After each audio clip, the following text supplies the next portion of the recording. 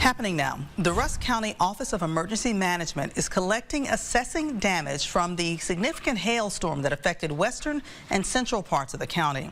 A lot of damage was reported tonight in Henderson. So this is pretty much the biggest, the first largest event that we've had that had to do with straight hail. Fire Marshal Patrick Dooley says the hail in the storm was up to baseball sized. He says that there is concern about damage to homes, including broken windows, skylights, and vehicles. Right now, no more than 100 vehicles have hail damage resulting in broken or damaged glass, including some cars at Walmart in Henderson. No injuries were reported, and in the initial search, they have not seen any damage to the buildings.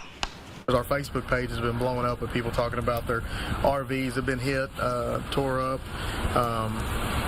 Like Michael said, the skylights have been busted out, roof damages, cars. I mean, Walmart, Lowe's, vehicles that were sitting out there when all this happened here in town, they just got hammered, busted windshields.